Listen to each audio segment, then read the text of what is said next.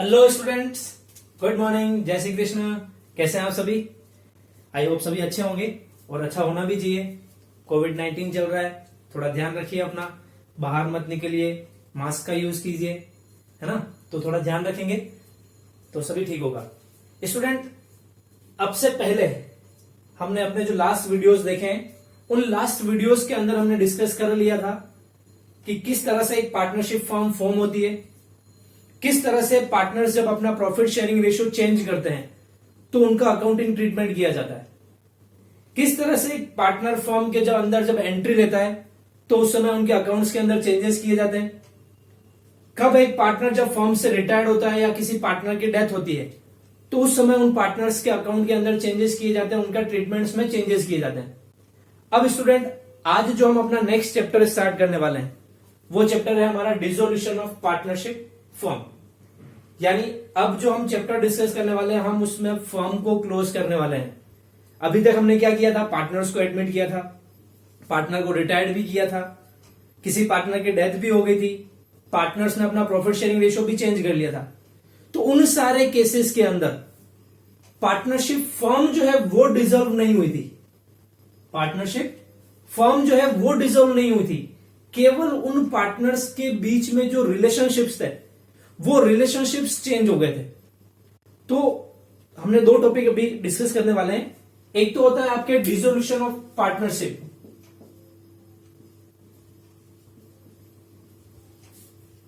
Dissolution of partnership, और एक topic होता है अपना dissolution of partnership firm.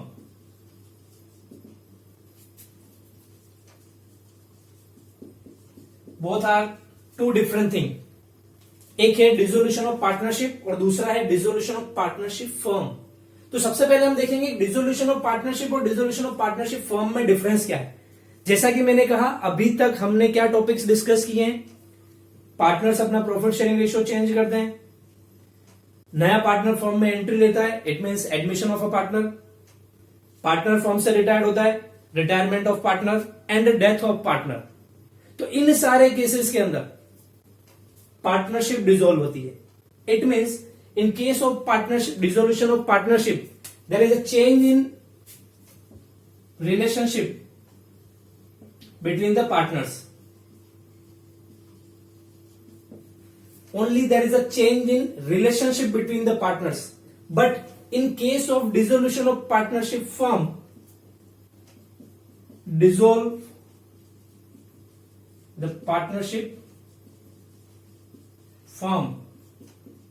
It means यहां पर ना केवल पार्टनर्स का रिलेशनशिप चेंज हो जाएगा बल्कि फर्म भी क्लोज हो जाएगी। तो डिसोल्यूशन ऑफ पार्टनरशिप फर्म के केस में पूरा बिजनेस ही क्लोज हो जाएगा, लेकिन डिसोल्यूशन ऑफ पार्टनरशिप में पूरा बिजनेस क्लोज नहीं होता है। उस केस में केवल पार्टनर्स के बीच में जो रिलेशनशिप थे वो रिलेशनशिप चेंज हो जाते हैं। तो अब अगर हमारे से पूछा जाए कि डिसोल्यूशन ऑफ पार्टनरशिप क्या है और डिसोल्यूशन ऑफ पार्टनरशिप फर्म क्या है, तो हम डिफरेंस समझ चुके हैं कि अगर पार्टनर्स के बीच में जो उनके रिलेशन है उन रिलेशन में चेंजेस आते हैं या वो रिलेशन एंड होते हैं तो वो कहलाता है चेंज, डिसोल्यूशन ऑफ पार्टनरशिप। लेकिन जब पूरी पार्टनरशिप फर्म ही डिसॉल्व हो जाती है या पार्टनरशिप फर्म ही क्लोज हो जाती है तो उसको कहा जाता है डिसोल्यूशन ऑफ पार्टनरशिप फर्म। तो इस केस में क्या होगा, फर्म कंटिन्यू रहेगी। क्या होगा, फर्म कंटिन्यू रहेगी, फर्म डिसॉल्व नहीं होगी। बट इस केस में क्या होगा, पार्टनरशिप फर्म जो है वो एंड हो जाएगी, यानी फर्म क्लोज हो जाएगी उस केस में। इस केस में फर्म क्लोज नहीं होगी, केवल पार्टनर्स के बीच में रिलेशनशिप जो है वो चेंज होता है। अगर पार्टनरशिप डिसॉल्व होती है तो इसका मतलब ये नहीं है पार्टनरशिप फर्म भी डिसॉल्व होगी, लेकिन जब पार्टनरशिप फर्म डिसॉल्व होती है it means there is a dissolution of partnership. तो मेरे कहने का मतलब ये है कि अगर पार्टनरशिप फर्म डिसॉल्व हो रही है तो कंपलसरी है कि वो पार्टनरशिप भी डिसॉल्व होगी। लेकिन अगर पार्टनरशिप डिसॉल्व हो रही है तो इसका मतलब ये नहीं है कि पार्टनरशिप फर्म भी डिसॉल्व होगी। समझ में आया सभी को? अगर पार्टनरशिप डिसॉल्व हो रही है तो it does not mean that the partnership firm also dissolve. But if the partnership firm is dissolved, then compulsorily partnership dissolve. Clear सभी को? तो ये डिफरेंस है dissolution of partnership and dissolution of partnership firm के अंदर। I think ये difference समझ में आ गया होगा। अब स्टूडेंट देखते हैं हम ये कौन कौन से केसेस हैं जिन केसेस के अंदर पार्टनरशिप डिसॉल्व होती है या पार्टनरशिप फॉर्म डिसॉल्व होती है। तो जैसा मैंने कहा, पार्टनरशिप किन किन केसेस के अंदर डिसॉल्व हो जाती है? Change in profit sharing ratio, if partner change their profit sharing ratio,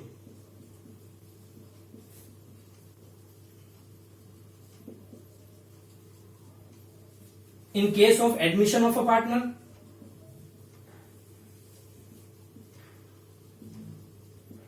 retirement and death of a partner, इन सारे केसेस के अंदर पार्टनरशिप डिसॉल्व हो जाती है। अब हम आते हैं अपने मेन टॉपिक पर, जो कि हमारा चैप्टर भी है, डिसोल्यूशन ऑफ पार्टनरशिप फॉर्म, कि पार्टनरशिप फॉर्म कब डिसॉल्व होती है। तो पार्टनरशिप फॉर्म कब डिसॉल्व होती है, इसकी कुछ कंडीशंस हैं। देखिए स्टूडेंट, आपने पार्टनरशिप के टाइप्स पढ़े हैं, तो डिफरेंट डिफरेंट टाइप की पार्टनरशिप होती है। पार्टनरशिप एट विल होती है, पर्टिकुलर पार्टनरशिप होती है, स्पेसिफाइड पर्पस के लिए पार्टनरशिप बनती है। तो अगर पार्टनरशिप फर्म जो है किसी स्पेसिफाइड प्रोजेक्ट को पूरा करने के लिए बनाई गई है, किसके लिए? अगर पार्टनरशिप में जो पर्सन इन्वॉल्व हुए हैं वो किसी पर्टिकुलर वेंचर को या पर्टिकुलर किसी प्रोजेक्ट को कंप्लीट करने के लिए बने, तो जैसे ही वो प्रोजेक्ट कंप्लीट होगा या वो टास्क कंप्लीट होगी, पार्टनरशिप जो है वो ऑटोमेटिकली डिसॉल्व हो जाएगी, यानी पार्टनरशिप फॉर्म जो है वो ऑटोमेटिकली डिसॉल्व हो जाएगी। तो वो होता है फर्स्ट केस, जहां पर ऑटोमेटिकली पार्टनरशिप फॉर्म जो है वो डिसॉल्व हो जाएगी after the completion of project. तो इसमें आ जाएगा कंप्लीशन ऑफ प्रोजेक्ट और टास्क, व्हाटएवर। फर्स्ट केस हो गया। सेकेंड केस, जब पार्टनरशिप एट विल होती है, यानी पार्टनरशिप अपनी इच्छा से एक नोटिस देकर के दूसरे पार्टनर्स को पार्टनरशिप फॉर्म को डिसॉल्व कर सकते हैं। तो उस केस में by giving a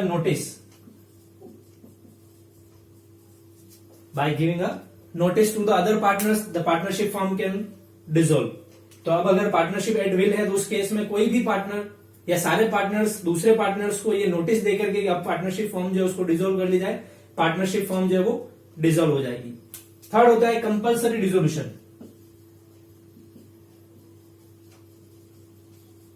compulsory dissolution, अब ऐसे कौन से केस है जिसमें पार्टनरशिप फॉर्म जो है कंपल्सरी डिसॉल्व हो जाती है, यानी उसमें किसी को कोई नोटिस देने की जरूरत नहीं है या टास्क कंप्लीट होने की जरूरत नहीं है, उसमें कंपल्सरीली पार्टनरशिप फॉर्म जो है वो डिसॉल्व हो जाती है। तो ऐसे कौन से केस हैं? तो स्टूडेंट देखिए, अगर एक पार्टनर को छोड़कर सारे पार्टनर्स की डेथ हो जाए या सारे पार्टनर्स की डेथ हो जाए, क्या या तो सारे पार्टनर्स की डेथ हो जाए या एक पार्टनर को छोड़ करके सारे पार्टनर्स की डेथ हो जाए, तो उस केस में पार्टनरशिप फॉर्म जो है वो कंपल्सरीली डिसॉल्व हो जाएगी। क्योंकि आप जानते हैं किसी भी पार्टनरशिप के लिए दो पर्सन का होना रिक्वायरमेंट जरूरी है, लेकिन अगर एक पर्सन को छोड़ करके सभी की डेथ हो गई है तो पार्टनरशिप नहीं हो सकती, या फिर सारे पार्टनर्स की डेथ हो गई है तो उस केस में भी अब पार्टनरशिप नहीं हो सकती। तो उस केस में पार्टनरशिप फॉर्म जो है वो कंपल्सरीली डिसॉल्व हो जाएगी, यानी पूरा बिजनेस ही क्लोज हो जाएगा, क्योंकि अब उसको रन करने वाला कोई नहीं है। सेम केस ऐसा ही, एक तो था डेथ, दूसरा होता है इंसॉल्वेंसी। या तो सारे पार्टनर्स या एक पार्टनर को छोड़ करके सारे पार्टनर्स अगर इंसॉल्वेंट हो जाते हैं तो उस केस में भी पार्टनरशिप फॉर्म जो है वो डिसॉल्व हो जाएगी। क्या दो केस थे, या तो एक पार्टनर को छोड़ करके सारे पार्टनर्स की डेथ हो जाए या सारे पार्टनर्स की डेथ हो जाए, या फिर सारे पार्टनर्स इंसॉल्वेंट हो जाए या एक पार्टनर को छोड़ करके सारे पार्टनर्स इंसॉल्वेंट हो जाए, तो उस केस में भी पार्टनरशिप फॉर्म जो है वो कंपल्सरीली डिसॉल्व हो जाएगी। ठीक है। फिर इसी के अंदर एक केस और होता है कि अगर पार्टनरशिप फॉर्म का बिजनेस जो है, पार्टनरशिप फॉर्म का बिजनेस जो है वो अनलॉफुल हो जाए। अनलॉफुल होने का मतलब इलीगल बिजनेस हो जाए या कोर्ट के थ्रू उसको अनलॉफुल डिक्लेयर कर दिया जाए। जो बिजनेस पार्टनरशिप फॉर्म कर रही है उस बिजनेस को कोर्ट के थ्रू अनलॉफुल अगर डिक्लेयर कर दिया जाता है तो उस केस में भी पार्टनरशिप फॉर्म जो है वो कंपल्सरीली डिसॉल्व हो जाएगी। आगे समझ में? तो ये था कंपल्सरी डिसोल्यूशन, जिसमें या तो सारे पार्टनर्स की डेथ हो जाए या सारे पार्टनर्स इंसॉल्वेंट हो जाए, या कंपनी का बिजनेस या फर्म का जो बिजनेस है उस बिजनेस को कोर्ट के थ्रू अनलॉफुल डिक्लेयर कर दिया जाए, तो उस केस में भी पार्टनरशिप फॉर्म जो है वो डिसॉल्व हो जाएगी। क्लियर? इसी तरह के कुछ केसेस और भी हैं जिसमें कोर्ट के ऑर्डर के थ्रू पार्टनरशिप फॉर्म को डिसॉल्व कर लिया जाता है, तो ये होगा डिसोल्यूशन बाय कोर्ट। अब कोर्ट किस केस में पार्टनरशिप फॉर्म को डिसॉल्व करता है? अगर कोर्ट को लगता है कि जो बिजनेस पार्टनरशिप फर्म कर रही है वो बिजनेस सही नहीं है या अनलॉफुल है, जैसा कि हमने ऊपर भी देखा था कंपल्सरी डिसोल्यूशन, वैसे ही अगर कोर्ट को लगता है कि फर्म का बिजनेस जो है अनलॉफुल है तो कोर्ट अपनी तरफ से ऑर्डर देगा, किसी को अप्लाई करने की जरूरत नहीं है। कोर्ट अपनी तरफ से ऑर्डर देकर के उस फर्म के बिजनेस को डिसोल्व या उस पार्टनरशिप फर्म को डिसोल्व करने के ऑर्डर जो है वो दे सकता है। ठीक है। सेकेंड केस, अगर कोर्ट को लगता है कि इस पार्टनरशिप फर्म को अब आगे कंटिन्यू करना सही नहीं होगा या इस पार्टनरशिप फर्म को आगे कंटिन्यू करने से सोसाइटी को किसी तरह का कोई लॉस हो सकता है, तो उस केस में भी कोर्ट ऑर्डर दे सकता है उस फर्म को डिसॉल्व करने के या उस पार्टनरशिप फर्म को डिसॉल्व करने के ऑर्डर कोर्ट तब भी दे सकता है जब कोर्ट को लगता है कि जो बिजनेस पार्टनरशिप फर्म कर रही है या जो बिजनेस में वो पार्टनरशिप फर्म इन्वॉल्व है उसकी वजह से सोसाइटी को किसी तरह का कोई लॉस हो सकता है या वो बिजनेस जो है वो सोसाइटी के लिए सही नहीं है, पर्संस के लिए सही नहीं है या पार्टनर्स के लिए ही सही नहीं है, तो उस केस में भी कोर्ट जो है वो कंपल्सरीली उस फर्म को डिसॉल्व करने के ऑर्डर दे सकता है। क्लियर? तो स्टूडेंट, हमने ये देख लिया कि पार्टनरशिप के डिसोल्यूशन में क्या मीनिंग है, उसका क्या फर्क है, difference between the dissolution of partnership firm and dissolution of partnership. तो पार्टनरशिप कब डिसॉल्व होती है? जब केवल पार्टनर्स के रिलेशनशिप जो हैं उन रिलेशनशिप्स के अंदर चेंज आता है तो पार्टनरशिप डिसॉल्व होती है। लेकिन अगर उन पार्टनर्स के रिलेशन एंड हो जाते हैं, एंड ऑफ रिलेशनशिप, तब होगी हमारी पार्टनरशिप फर्म डिसॉल्व हो जाएगी। पार्टनरशिप फर्म के डिसोल्यूशन का मतलब है पार्टनरशिप का डिसोल्यूशन, बट पार्टनरशिप के डिसोल्यूशन का मतलब नहीं है कि पार्टनरशिप फर्म का भी डिसोल्यूशन हो। फिर जब पार्टनरशिप डिसॉल्व होती है तो फर्म कंटिन्यू रहती है, यानी फर्म का बिजनेस चलता रहेगा। लेकिन जब पार्टनरशिप फर्म डिसॉल्व हो जाती है तो पार्टनरशिप भी डिसॉल्व हो जाएगी और पार्टनरशिप फर्म भी डिसॉल्व हो जाएगी। फिर हमने कुछ कंडीशंस देखी किन किन केसेस के अंदर पार्टनरशिप डिसॉल्व होती है और किन केसेस के अंदर पार्टनरशिप फर्म डिसॉल्व होती है। तो पार्टनरशिप के डिसोल्यूशन की कंडीशंस आपके चैप्टर्स हैं, उन चैप्टर्स के नेम याद रख लेना। Change in profit sharing ratio of partner, second admission of a partner, then retirement and death of a partner. But partnership firm के डिसोल्यूशन की इतनी सारी कंडीशंस थी। पार्टनरशिप एट विल है तो कभी भी नोटिस देकर के एंड किया जा सकता है। कंपल्सरी डिसोल्यूशन भी होता है पार्टनरशिप का, फिर कोर्ट के थ्रू भी उसको डिसोल्व किया जा सकता है, या और अदर जो कंडीशंस है उन कंडीशंस में भी पार्टनरशिप फर्म जो है वो डिसोल्व हो सकती है। तो आई थिंक आप लोगों को ये समझ में आ गया होगा कि पार्टनरशिप में डिसोल्यूशन में क्या होता है और पार्टनरशिप फर्म के डिसोल्यूशन में क्या होता है। तो स्टूडेंट, अब जो हम अपना टॉपिक पढ़ने वाले हैं या जो हम अपना चैप्टर पढ़ने वाले हैं वो है हमारा डिसोल्यूशन ऑफ पार्टनरशिप फर्म। क्योंकि हमने अभी तक जितने भी चैप्टर्स पढ़े, आपने एडमिशन पढ़ा है, रिटायरमेंट पढ़ा है, डेथ पढ़ा है, change in profit sharing ratio पढ़ा है, तो ये सारे चैप्टर्स जो थे वो हमारे पार्टनरशिप के डिसोल्यूशन से रिलेटेड थे। अब हम अपना लास्ट चैप्टर पार्टनरशिप का पढ़ने वाले हैं जो कि है डिसोल्यूशन ऑफ पार्टनरशिप फर्म। अब हम देखेंगे कि जब एक फर्म डिसोल्व होती है तो उस केस में कौन कौन से अकाउंट्स प्रिपेयर किए जाते हैं, किस तरह से प्रिपेयर किए जाते हैं, किस तरह से उन सारे जो डेप्ट्स हैं उन डेप्ट्स का पेमेंट किया जाएगा, उनका सेटलमेंट किया जाएगा। तो ये सारी चीजें हमें इस चैप्टर के अंदर अब देखनी है। तो स्टूडेंट, ये जो चैप्टर है अपना, ये चैप्टर टोटली डिफरेंट है आपके जो अदर्स चैप्टर आपने पढ़े हैं, चाहे वो एडमिशन हो, चाहे रिटायरमेंट हो, चाहे change in profit sharing ratio, उन सारे चैप्टर से ये वाला जो चैप्टर है वो बिल्कुल डिफरेंट है। क्योंकि उन चैप्टर्स के अंदर जो हमने अकाउंट्स प्रिपेयर किए थे वो अकाउंट्स इस चैप्टर के अंदर प्रिपेयर होने वाले नहीं है। कुछ अकाउंट्स होंगे बट मैक्सिमम जो अकाउंट्स हम इसमें बनाने वाले हैं वो सारे अकाउंट जो होंगे उन सारे चैप्टर्स में जो हमने अकाउंट बनाए थे उनसे डिफरेंट है। तो थोड़ा फोकस करके इस चैप्टर को समझना, बहुत इजी चैप्टर है, कोई ज्यादा लोड वाला काम नहीं है कि क्या होगा क्या नहीं होगा। अकाउंट्स नए हैं बट इजी है, तो थोड़ा सा इसको फोकस करने पड़ेंगे तो आराम से समझ में आ जाएगा। तो स्टूडेंट, हमने ये तो देख लिया कि पार्टनरशिप और पार्टनरशिप फर्म के डिसोल्यूशन में क्या डिफरेंस है। अब हम ये देखते हैं कि जब एक पार्टनरशिप फर्म डिसोल्व होती है तो किस तरह से उसका ट्रीटमेंट किया जाता है, क्या फॉर्मेलिटीज जो होती है वो फॉर्मेलिटीज फील की जाती है। तो देखिए स्टूडेंट, जब भी एक पार्टनरशिप फर्म डिसोल्व होती है तो उस केस के अंदर होता क्या है, सबसे पहले जो फर्म के अकाउंट्स हैं वो अकाउंट्स प्रिपेयर किए जाते हैं और उससे ये कैलकुलेट किया जाता है कि फर्म के पास में कितनी एसेट्स हैं, फर्म की कितनी लाइबिलिटीज हैं, उन एसेट्स को सेल करके कितना अमाउंट रिकवर होगा और उससे लाइबिलिटीज का पेमेंट किस तरह से किया जाएगा। यानी कहने का मतलब ये है कि अब अगर हम फर्म को क्लोज कर रहे हैं, यानी पार्टनरशिप फर्म को डिसोल्व कर रहे हैं, तो उस केस में हमें सबसे पहले तो ये पता लगाना होगा फर्म की एसेट्स कितनी है, जो कि हमें पता चल जाएगा हमारी बैलेंस शीट से, क्योंकि हमारी बैलेंस शीट में हमें पता है कि कितनी एसेट्स हैं कितनी लाइबिलिटीज हैं। वो बैलेंस शीट हमने ऑलरेडी बना रखी है, पहले कैसे बनाते हैं वो। तो उस बैलेंस शीट से हमारे को पता लग जाएगा फर्म की एसेट्स कितनी है और लाइबिलिटीज कितनी है। अब मेन बात आती है ये, वो जो एसेट्स हमारे पास में है वो हमारी बुक वैल्यू पर है, तो उन एसेट्स को सेल करने से अमाउंट कितना रियलाइज होगा वो हमें पता करना होगा। तो इसके लिए स्टूडेंट जनरली होता ये है कि पार्टनर जो है वो पार्टनर खुद ही उन सारी एसेट्स को सेल कर देते हैं, मार्केट के अंदर उन सारी एसेट्स को सेल कर देते हैं और उससे कितना अमाउंट रियलाइज होता है ये उनको कैलकुलेट कर लेते हैं। लेकिन अगर पार्टनर खुद उन एसेट्स को सेल नहीं कर पा रहे हैं तो इस केस में वो किसी पर्टिकुलर पर्सन को अपॉइंट कर सकते हैं या एजेंट रख सकते हैं, जो एजेंट वो सारी एसेट्स हैं जो कि उन एसेट्स को मार्केट के अंदर सेल कर देगा। तो सबसे पहले तो जितनी भी फर्म की एसेट्स हैं उन सारी एसेट्स को सेल किया जाता है, यानी उससे अमाउंट रियलाइज किया जाता है। तो इसको बोलते हैं रियलाइजेशन फ्रॉम एसेट्स, यानी कि जो भी जितनी फर्म की एसेट्स होगी उन सारी एसेट्स को सेल किया जाएगा और उससे एक पर्टिकुलर अमाउंट जो भी होगा वो अमाउंट रियलाइज कर लिया जाएगा। ये अमाउंट रियलाइज होने के बाद में या फर्म की एसेट सेल होने के बाद में जो अमाउंट इकट्ठा होगा उस अमाउंट से फर्म की जो लाइबिलिटीज हैं उन लाइबिलिटीज का पेमेंट किया जाएगा। तो इस लाइबिलिटीज का पेमेंट करने का भी अपना एक सीक्वेंस है, अपना एक तरीका है, जिस तरीके से या जिस सीक्वेंस से वो फर्म की लाइबिलिटीज का पेमेंट जो है वो करते हैं। यानी जो अमाउंट रियलाइज होगा उस अमाउंट से सबसे पहले फर्म की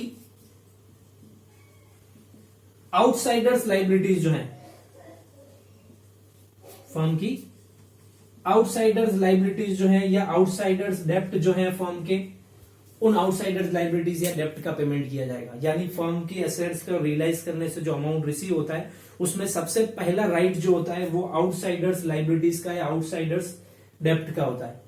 तो सबसे पहले इन फर्म की आउटसाइडर्स लाइबिलिटीज का पेमेंट किया जाएगा। लाइक क्रेडिटर्स हो सकते हैं, इसमें अगर कोई लोन लिया हुआ है तो लोन का पेमेंट हो सकता है, किसी थर्ड पार्टी से कोई लोन लिया हुआ है उस लोन का पेमेंट हो सकता है, क्रेडिटर्स हो सकते हैं, बिल्स पेबल का पेमेंट हो सकता है। तो इस तरह से फर्म की जितनी भी आउटसाइडर्स लाइबिलिटीज है उन आउटसाइडर्स लाइबिलिटीज का पेमेंट सबसे पहले किया जाएगा। अब इन आउटसाइडर्स लाइबिलिटीज को पेमेंट करने के बाद में अगर अमाउंट बचता है तो उस अमाउंट में से पार्टनर्स के लोन का पेमेंट किया जाएगा। किसका? पार्टनर्स लोन या एडवांसेस अदर देन कैपिटल।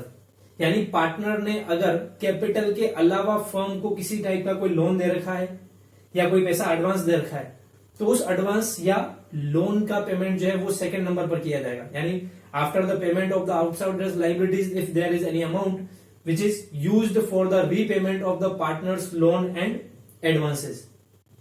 अब सपोज कीजिए पार्टनर्स लोन और एडवांस का पेमेंट करने के बाद भी अगर अमाउंट बचता है तो उस अमाउंट का यूज लिया जाएगा पार्टनर्स की कैपिटल रीपेमेंट के लिए। किस लिए यूज लिया जाएगा?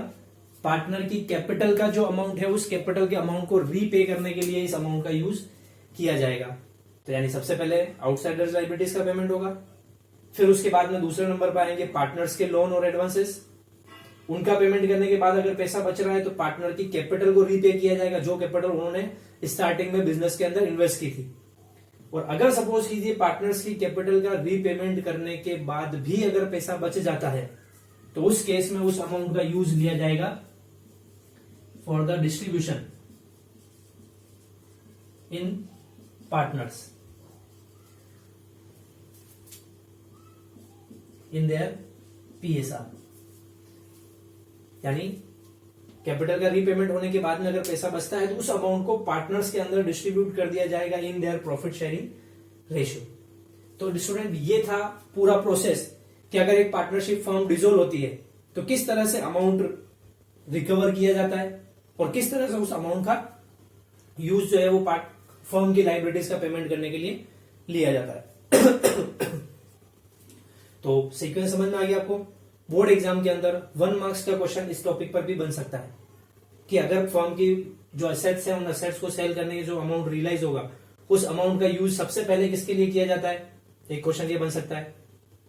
या उस अमाउंट का यूज लास्टली किसके लिए यूज में लिया जाता है, तो लास्टली हम पार्टनर्स को डिस्ट्रीब्यूट करने में ले सकते हैं। अगर हमारा फंड एक्सेस फंड अगर हमारे पास अवेलेबल है तो उस फंड का यूज हम लास्ट में पार्टनर्स को उनके प्रॉफिट शेयरिंग रेशियो में डिस्ट्रीब्यूट करने के लिए ले सकते हैं। तो ये हमारा रहेगा सीक्वेंस।